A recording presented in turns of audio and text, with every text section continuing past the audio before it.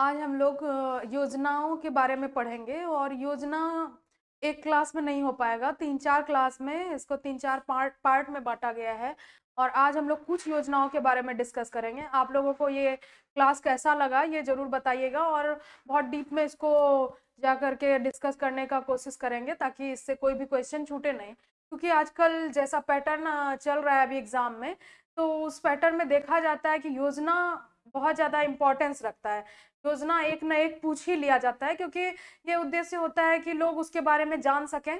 तो आजकल ज़्यादा से ज़्यादा मतलब कुछ ना कुछ एग्जाम में मतलब ऐसा पूछ ही लिया जाता है। तो इसलिए हम लोग योजना के बारे में पढ़ेंगे, योजनाओं के प्रकार के बारे में पढ़ेंगे और इसको कौन से सूची में कौन सी योजना का प्रकार कौन से सूची के लिए जो है उपयुक्त है इसके बारे में भी देखेंगे। और कुछ योजनाओं के बारे में आज देख लेते हैं, उसके बाद नेक्स्ट पार्ट में कुछ और योजनाओं के बारे में देखेंगे, ताकि आप लोगों को ये क्लास बोरिंग न लगे और आप लोग इसको याद रख सकें। तो इसलिए इसको छोटे छोटे पार्टों में लाया जाएगा। के बाद हम लोग देखते हैं योजनाओं के प्रकार के बारे में। सबसे पहले देखेंगे योजनाओं के प्रकार। केंद्रीय क्षेत्रक योजना, सेंट्रल सेक्टर स्कीम। के बाद केंद्र प्रायोजित योजना, सेंट्रल स्पॉन्सर्ड स्कीम। के बाद राज्य सरकार की योजनाएं, स्टेट गवर्नमेंट पॉलिसीज। जैसे ये में जो कितने टाइप के योजनाओं के प्रकार कौन कौन से हैं इसको देखेंगे। जैसे हो गया एक केंद्रीय क्षेत्रक योजना, उसके बाद केंद्र प्रायोजित योजना, उसके बाद राज्य सरकार की योजनाएं। तो इसमें हम लोग देख रहे हैं कि ये 3 प्रकार की हैं, जिसमें केंद्रीय क्षेत्रक योजना में जो विषय होता है जिस पर योजनाएं बनाई जाती है वो संघ सूची में वर्णित विषय होता है। और केंद्र प्रायोजित योजना, सेंट्रल स्पॉन्सर्ड स्कीम जो होता है उसमें राज्य सूची में जो वर्णित विषय होता है उस पर योजना बनाई जाती है। तो संघ सूची में वर्णित विषय पर इसकी योजना तैयार की जाती है, संघ सूची, और ये राज्य सूची में वर्णित विषय पर इस योजना को तैयार किया जाता है। और ये है राज्य सरकार की योजनाएं और एक है राज्य सरकार की योजना, यानी कि स्टेट गवर्नमेंट पॉलिसीज। आप लोग इसका स्क्रीनशॉट लेना चाहें तो ले सकते हैं। और इसी तरह हम फिर आगे चलेंगे, आगे की तरफ देखते हैं। योजनाओं के प्रकार के बारे में देख लिए हैं। ये हो गया। जैसे केंद्रीय क्षेत्रक योजना के बारे में देखें, 100% वित्त इसमें केंद्र सरकार का ही होता है। जो केंद्रीय क्षेत्रक योजना है तो उसमें जो है 100% वित्त किसका होता है? केंद्र सरकार का। और कार्यान्वयन कौन करता है? केंद्र सरकार। और उसके बाद संघ सूची में वर्णित विषय पर योजनाएं बनाई जाती है। इसके बाद देखेंगे केंद्रीय प्रायोजित योजना, सेंट्रल यहाँ पर देख लेते हैं, central sponsored scheme, central sector scheme, state government policies. ये तीनों हो गए, जिसमें केंद्रीय क्षेत्रक योजना 100% वित्त किसका होता है? सरकार का, केंद्र सरकार का। और कार्यान्वयन किनके द्वारा किया जाता है? केंद्र सरकार के द्वारा ही किया जाता है। और संघ सूची में वर्णित विषय पर योजनाएं बनाई जाती है इसमें।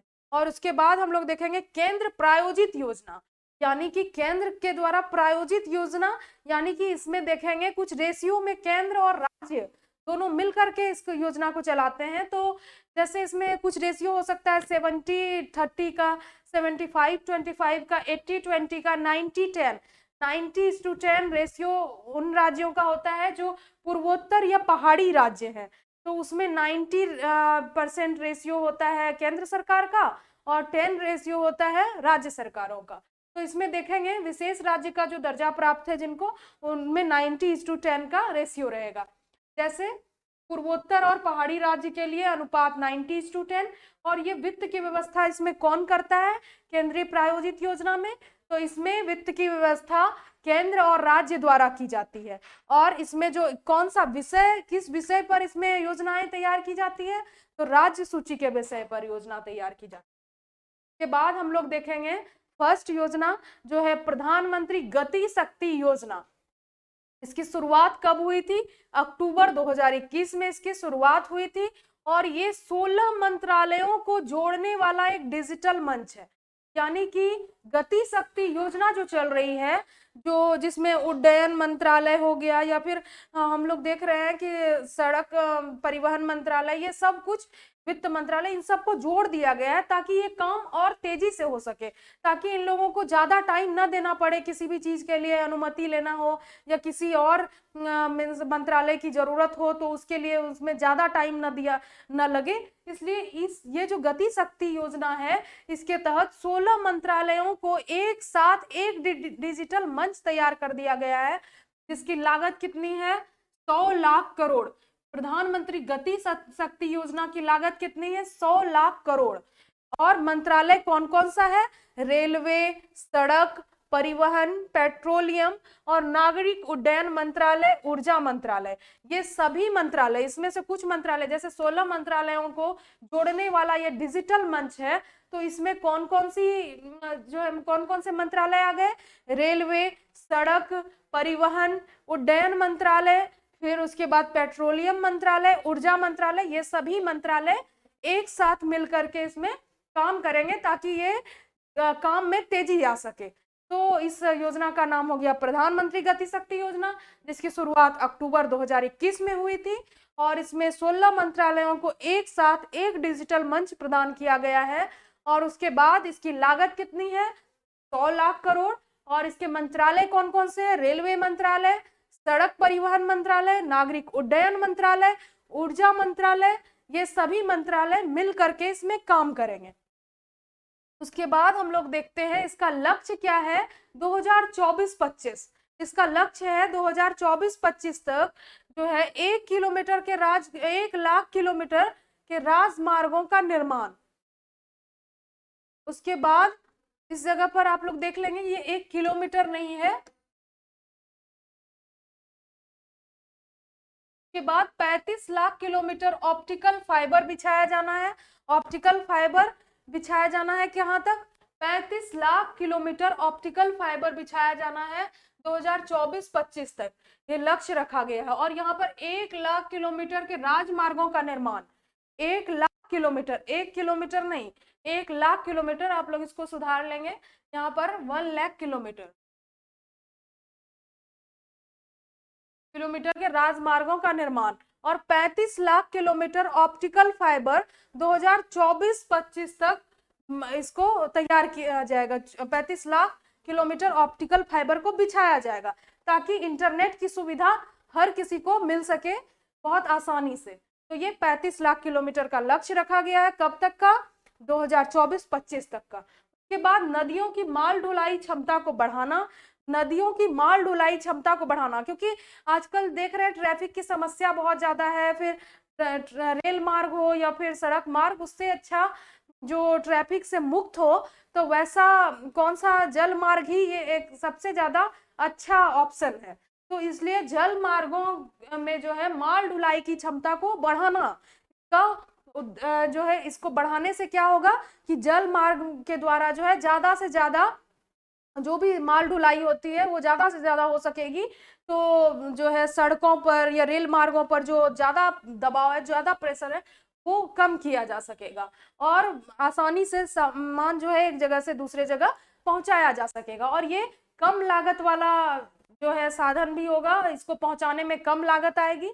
और उसके बाद रेलवे की कार्गो क्षमता, यानी कि रेलवे की कार्गो क्षमता, यानी रेलवे में जो माल ढुलाई की क्षमता होती है उसे कार्गो क्षमता कहा जाता है।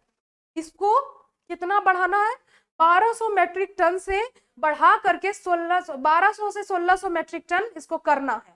यानी कि रेलवे की माल ढुलाई क्षमता, यानी कि रेलवे की कार्गो क्षमता को 1200 से 1600 मेट्रिक टन तक कर देना है, इसकी क्षमता को। उसके बाद हम लोग दूसरे योजना पे चलेंगे, एक बार देख लेते हैं दूसरे योजना को।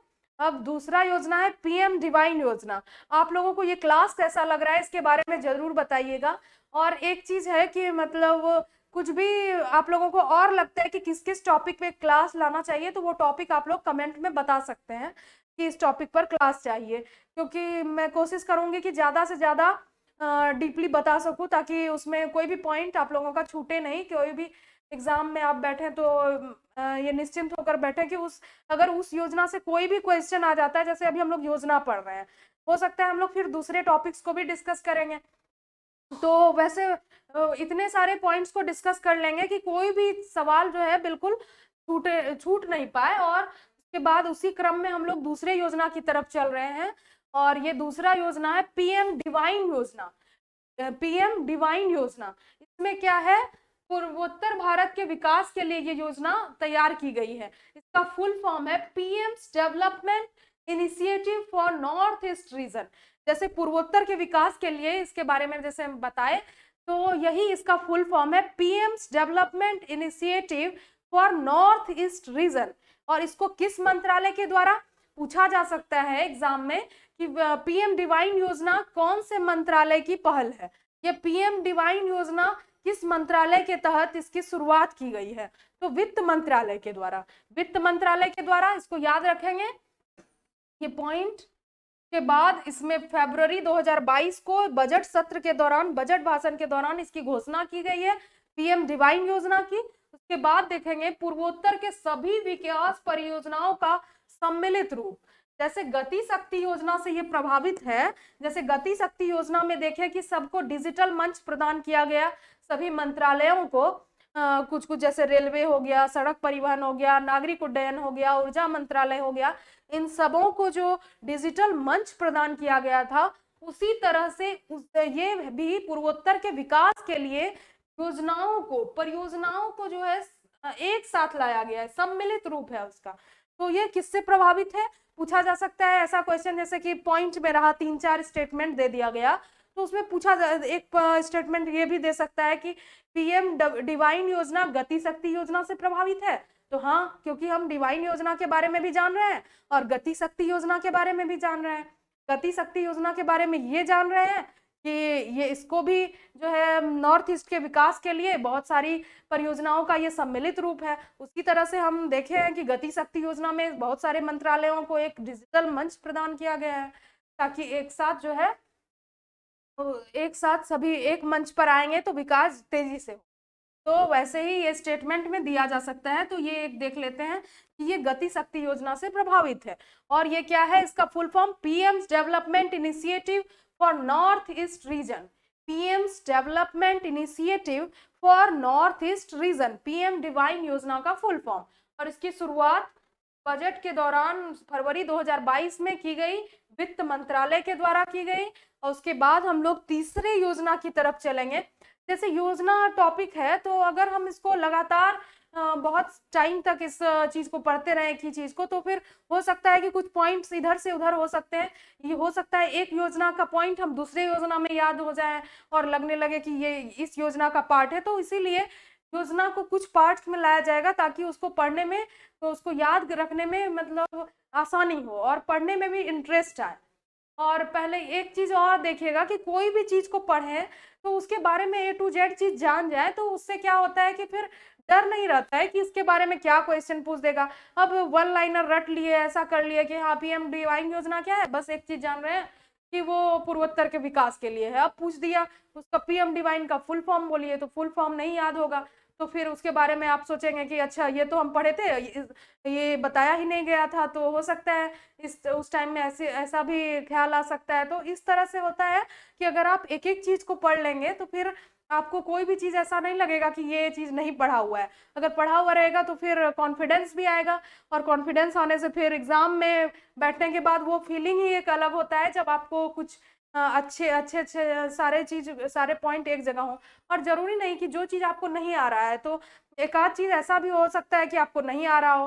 तो वैसे चीजों में ऐसा नहीं है कि आपको नहीं आ रहा है तो ठीक वही सवाल वहां पूछ दिया जाएगा।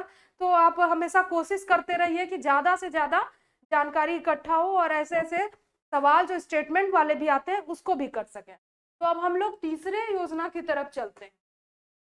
तीसरा योजना है राष्ट्रीय भूमि मुद्रीकरण निगम। भूमि मुद्रीकरण निगम, इसकी स्थापना भी जो है फरवरी 2022 में की गई। इससे जो है भूमि मुद्रीकरण क्या है, भूमि मुद्रीकरण जैसे अभी देखा जा रहा है बहुत सारे सरकारी ऐसे जमीन पड़े हुए हैं जिस पर अतिक्रमण हो गया है, जिस पर कुछ लोग अपने अपने कुछ काम को कर रहे हैं। तो सरकार वैसे वैसे जगहों को चिन्हित करके यह योजना बना रही है कि उस जगह या तो कुछ काम किया जाए, उसको लीज पर दिया जाए ताकि उससे कुछ बेनिफिट हो सके सरकार को। तो और उससे कुछ कुछ अच्छे अच्छे मतलब विकास परियोजनाओं को चलाया जाए, विकास कार्य में उन सभी पैसों को लगाया जाए। तो तो इसकी शुरुआत भी बजट के दौरान ही फरवरी 2022 में की गई और उसके बाद इस बजट में घोषणा वित्त मंत्री के द्वारा। और भारत सरकार का इसमें 100% जो है, इसमें कौन इसमें योगदान दे रहा है? भारत सरकार की ही ये योजना है। 100% ये भारत सरकार के द्वारा चलाई जा रही योजना में कोई भी गैर सरकारी जो है कोई भी संस्था नहीं शामिल है, ये भारत सरकार की ही योजना है। उसके बाद प्रारंभिक शेयर इसका क्या है? 5,000 करोड़ का प्रारंभिक शेयर 5,000 करोड़ है। उसके बाद उद्देश्य क्या है? सार्वजनिक क्षेत्र और गैर प्रमुख संपत्तियों, जिस संपत्ति का, जो सरकार की संपत्ति का अभी उपयोग नहीं हो रहा है, उन सभी संपत्तियों का को चिन्हित करके उसको जो है अभी उसके ऊपर कुछ काम करना या फिर उसको उसके ऊपर ऐसा काम करना कि कुछ लाभ हो सके सरकार को। तो वैसे सभी जो है जमीन का, संपत्तियों का मुद्रीकरण करना, यानी कि उससे कुछ बेनिफिट हो सके, मुद्रीकरण। अब देख सकते हैं सार्वजनिक क्षेत्र और गैर प्रमुख संपत्तियों का मुद्रीकरण। के बाद चलिए हम लोग आगे की तरफ पढ़ते हैं। अब हम लोग चौथे योजना की तरफ चलेंगे। ये 4th योजना है जल शक्ति मिशन। जल शक्ति मिशन के बारे में पढ़ेंगे। अभी देख रहे हैं वाटर क्राइसिस भी बहुत ज्यादा बढ़ रहा है। अभी हाल फिलहाल में महाराष्ट्र में भी बहुत ज्यादा वाटर क्राइसिस देखा जा रहा है और ये देख रहे हैं कि इस योजना जल शक्ति मिशन की शुरुआत कब हुई? 22 मार्च 2021 को जल शक्ति मिशन की शुरुआत हुई। तो ये पूछ सकता है जल शक्ति मिशन की शुरुआत कब हुई? 22 मार्च 2021 को। तो हर घर जल, हर घर नल का टैग लाइन क्या है? हर घर जल, हर घर नल।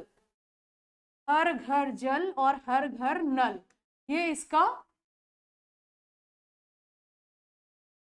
जैसे कि अभी बिहार में भी एक परियोजना चल रही है नल जल परियोजना, उसी तरह से जल शक्ति मिशन के तहत इसका टैग लाइन है हर घर जल, हर घर नल। तो केंद्रीय आवास और शहरी मामलों के मंत्रालय के द्वारा इसको चलाया जा रहा है। इस योजना की शुरुआत किसके द्वारा की गई है? तो केंद्रीय आवास और शहरी मामलों के मंत्रालय। तो आप लोग कमेंट में ये आंसर करें कि शहरी आवास और शहरी मामलों के मंत्रालय के अभी मंत्री वर्तमान में कौन है।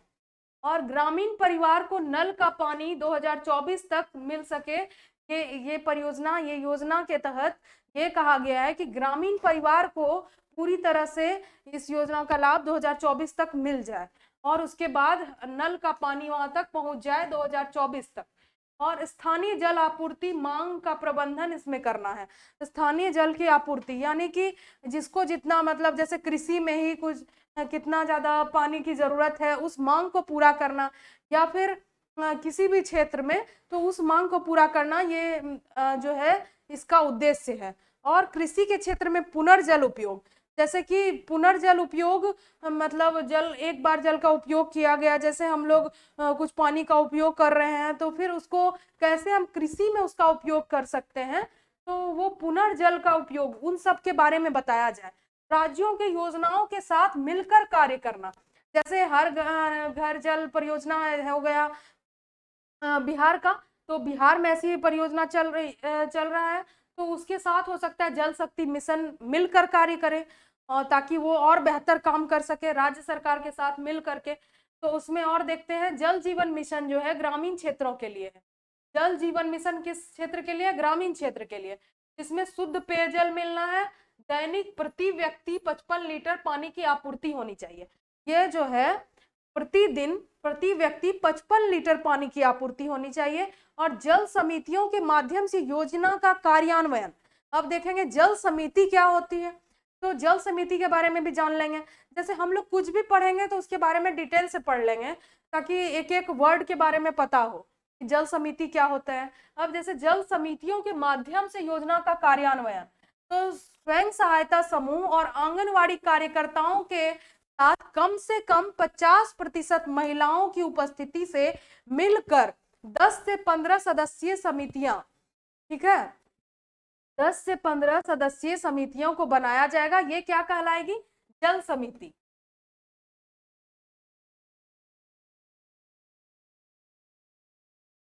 जल समिति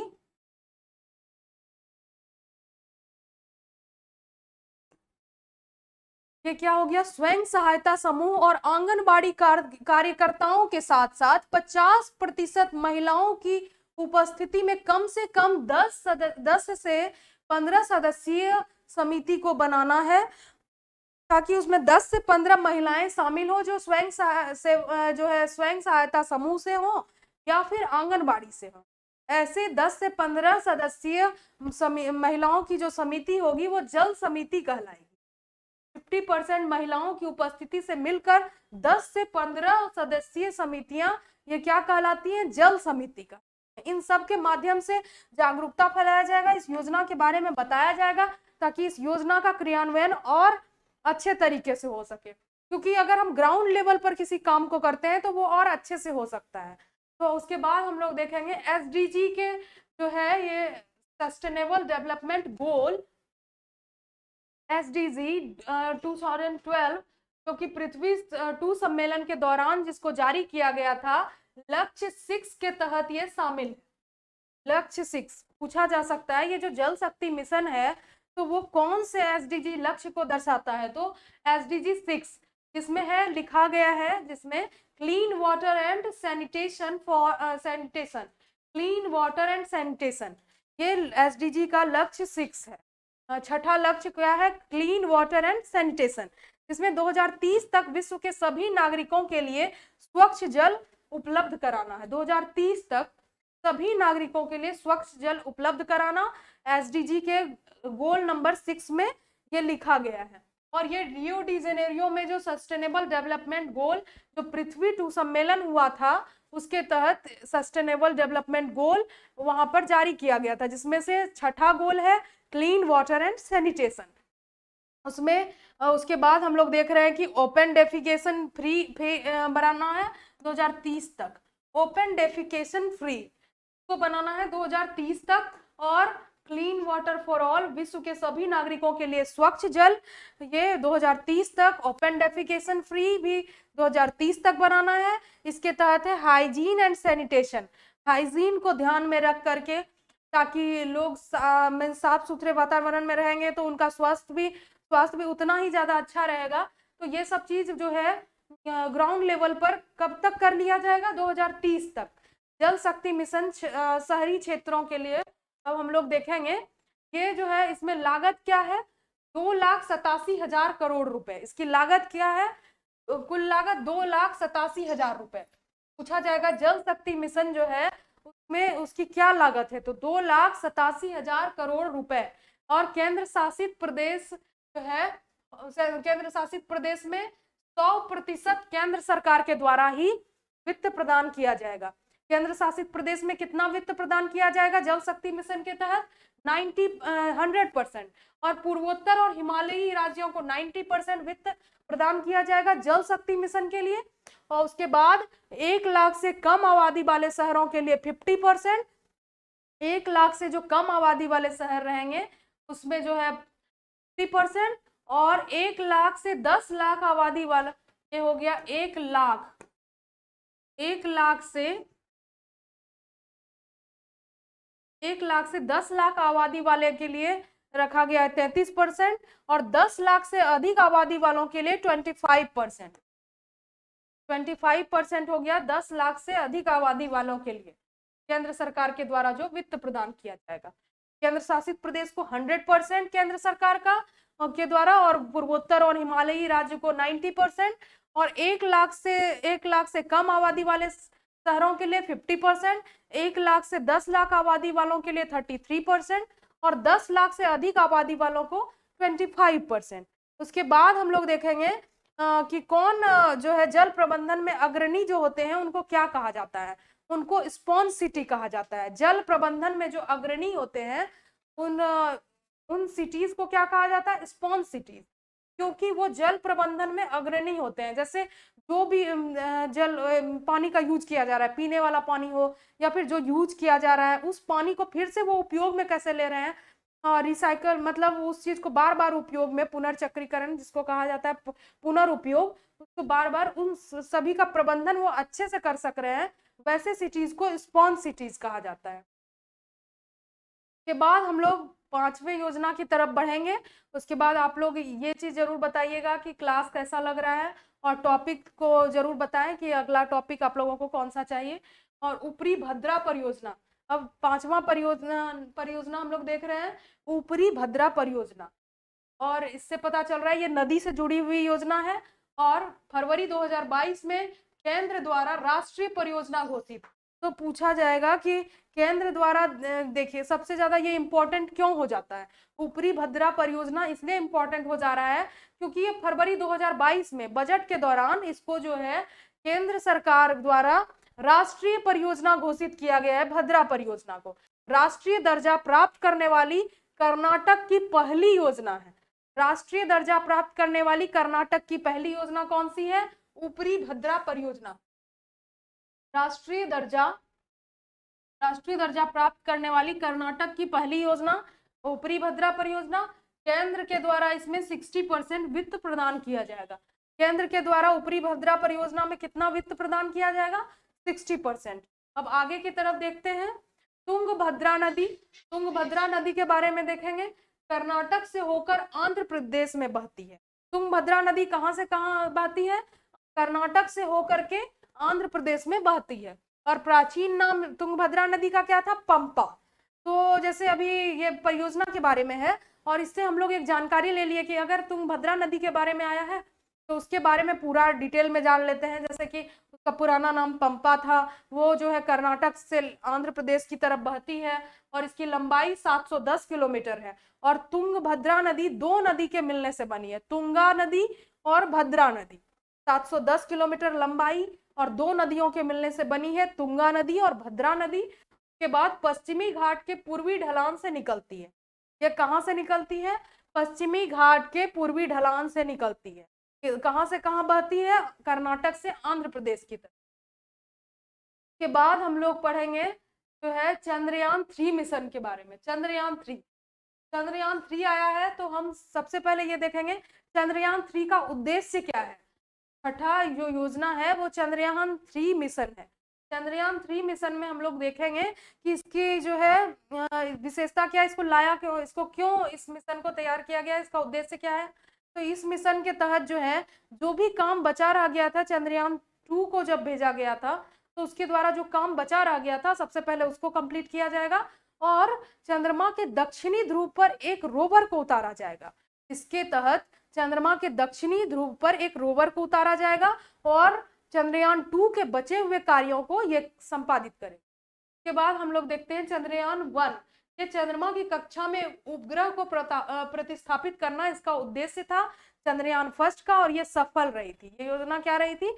सफल रही थी। और ये चंद्रयान 1 मिशन कब भेजा गया था? 22 अक्टूबर 2008 को। के बाद PSLV C11 के द्वारा इसको लॉन्च किया गया था। PSLV polar satellite launch vehicle, PSLV का फुल फॉर्म हो गया। PSLV का full form PSLV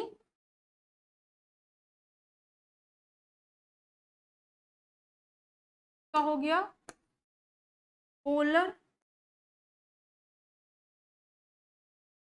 satellite launch vehicle.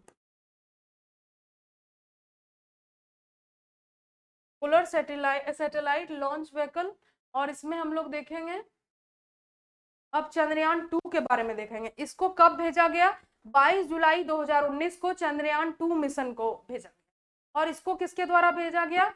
जियो स्टेशनरी लॉन्च व्हीकल यानी GSLV मार्क 3M1 के द्वारा को भेजा गया था। चंद्रयान 1 को PSLV C11 के द्वारा, और इसको भेजा गया GSLV मार्क 3M1 के द्वारा। GSLV यानी जियो स्टेशनरी लॉन्च व्हीकल। और इसमें देखेंगे लैंडर का नाम क्या था?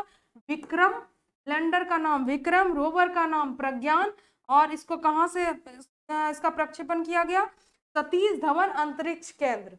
सतीश धवन अंतरिक्ष केंद्र श्रीहरिकोटा से को लॉन्च किया गया। और किसके द्वारा? GSLV MK3M1 के द्वारा। अब GSLV का फुल फॉर्म देख लेते हैं।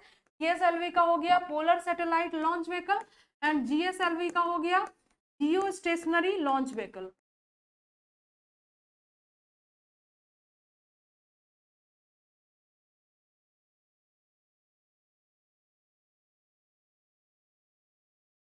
उसके बाद आगे की तरफ चलते हैं।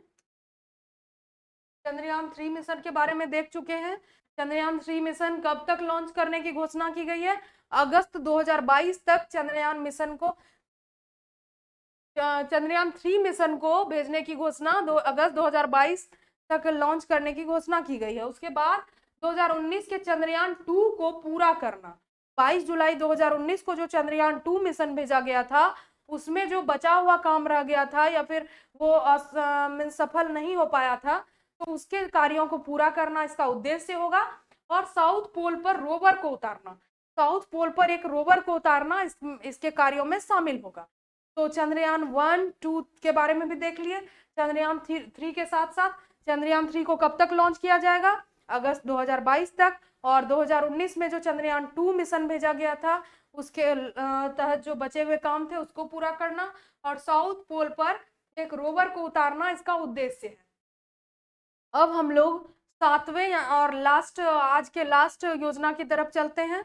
उसके बाद योजनाओं का सीरीज अभी लंबा चलेगा क्योंकि योजनाओं की संख्या बहुत ज्यादा है, तो एक बार में इन सबको डिस्कस कर देंगे तो फिर याद नहीं रह पाएगा, इसलिए इसको धीरे धीरे किया जाएगा तो ये ज्यादा अच्छा रहेगा और आप लोगों के लिए बेनिफिशियल भी होगा।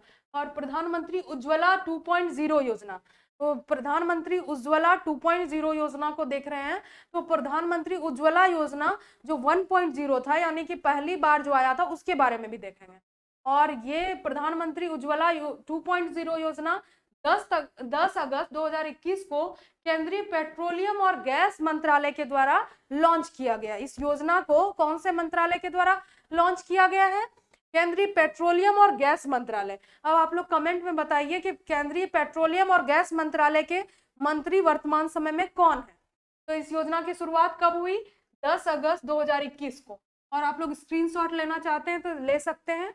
और इसका लक्ष्य है 1 करोड़ लोग के साथ ही 50 जिलों के 21 लाख घरों में निःशुल्क रसोई गैस कनेक्शन।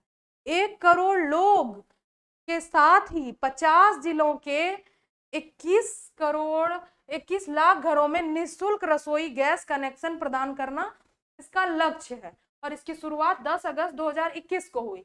अब प्रधानमंत्री उज्ज्वला 1.0 के बारे में देखेंगे। जैसे 10 अगस्त 2021 को हुई तो कहां से हुई? तो महोबा उत्तर प्रदेश से उस योजना की शुरुआत हुई। लेकिन प्रधानमंत्री उज्ज्वला योजना 1.0 की शुरुआत, जो कि 1 मई 2021 को जिस योजना की शुरुआत की गई, 1 मई 2016 को पीएम उज्ज्वला 1.0 योजना की शुरुआत बलिया उत्तर प्रदेश से इस योजना की शुरुआत की गई। इसका क्या था? इसकी विशेषता महिलाओं के नाम पर रसोई गैस कनेक्शन। इसके तहत महिलाओं के नाम पर रसोई गैस कनेक्शन प्रदान किया जाएगा। और उसके बाद 5 करोड़ बीपीएल परिवार की महिला सदस्यों को एलपीजी कनेक्शन, 5 करोड़ बीपीएल परिवार की महिलाओं को एलपीजी कनेक्शन इसके तहत प्रदान किया जाएगा। और जो कि 2018 में 5 करोड़ की जगह 8 करोड़ निर्धारित, 2016 में इस योजना की शुरुआत की गई और उसमें 18 में जो है इस योजना के तहत 5 करोड़ की जगह उसमें 8 करोड़ बढ़ा करके इसको निर्धारित किया गया। 2019 में इसको पूरा भी कर लिया गया। 2018 में जो 5 करोड़ रखा गया तो उसको बढ़ा करके 2018 में 8 करोड़ कर दिया गया, जो कि 8 करोड़ का लक्ष्य पूरा भी कर लिया गया 2019 में। के बाद सबसे ज्यादा सफल योजना रही है पीएम उज्ज्वला योजना। जैसे कि वित्तीय समावेशन की वर्ल्ड में सबसे बड़ी योजना जनधन योजना है, इसी तरह से सबसे ज्यादा जो है ये सफल योजना में देखा जाए, सफलतम योजना में, तो प्रधानमंत्री उज्ज्वला योजना है, जो कि 2018 में जिसको 5 करोड़ से बढ़ा करके लक्ष्य 8 करोड़ कर दिया गया और उस लक्ष्य को भी 2019 में प्राप्त कर लिया गया।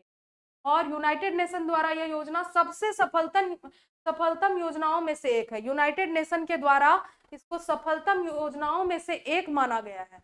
तो पीएम उज्ज्वला योजना 1 मई 2016 बलिया उत्तर प्रदेश से, और पीएम उज्ज्वला 2.0 योजना 10 अगस्त 2021 को महोबा उत्तर प्रदेश से। और उसके बाद इसमें क्या लक्ष्य था? पीएम उज्ज्वला 1.0 में जो है 5 करोड़ बीपीएल परिवार की महिला सदस्यों को एलपीजी कनेक्शन, और जो 2018 में 5 करोड़ को बढ़ा करके 8 करोड़ कर दिया गया, जो 2019 में इस लक्ष्य को प्राप्त कर लिया गया। इसलिए यूएन के द्वारा इसको सबसे सफलतम योजनाओं में से एक का दर्जा प्राप्त है। सबसे सफलतम योजनाओं में से एक घोषित किसके द्वारा? यूनाइटेड नेशन के द्वारा। अब चलिए आज जो है योजना में इतना ही रहने देते हैं। सबसे पहले हम लोग एक बार क्विक रिवीजन करेंगे। जैसे पीएम गति शक्ति योजना पढ़े थे, 16 मंत्रालयों को एक डिजिटल मंच प्रदान किया गया ताकि योजनाओं का कार्य जो है जल्दी से जल्दी पूरा किया जा सके और विकास कार्य में देरी ना हो। उसके बाद फिर देख रहे हैं पीएम डिवाइन योजना आया जो कि पूर्वोत्तर के विकास के लिए है। उसके बाद PM development initiative for north east region, उसका फुल फॉर्म हो गया।